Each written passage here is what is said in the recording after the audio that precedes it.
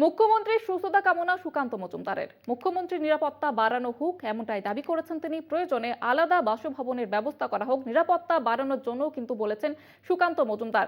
গতকালই পড়ে গিয়ে আহত হন মুখ্যমন্ত্রী মমতা বন্দ্যোপাধ্যায়। তার কপালে চোট লাগে এবং যদিও আপাতত স্থিতিশীল তার শারীরিক পরিস্থিতি, এবং এই প্রসঙ্গে সুকান্ত মজুমদার তিনি যেমনটা দাবি করেছেন তার নিরাপত্তা ব্যবস্থা বাড়ানো হোক এবং বাসভবনের ব্যবস্থা করা হোক এমনটাই জানিয়েছেন সুকান্ত মজুমদার।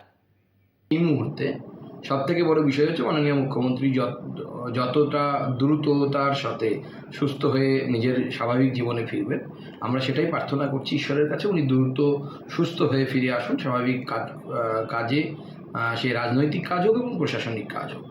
দ্বিতীয়ত, উনি তার বয়ারে বলেছিলেন বা মেডিকেল বুলেটিনে বেরিয়েছিল যে কেউ ওনাকে ধাক্কা মেরেছে। পরের দিন অর্থাৎ আজকে বলা হচ্ছে যে ওনার মনে হয়েছে কেউ ওনাকে ধাক্কা মেরেছে। তার কী হয়েছে আমরাও জানি না, তদন্ত হওয়া প্রয়োজন।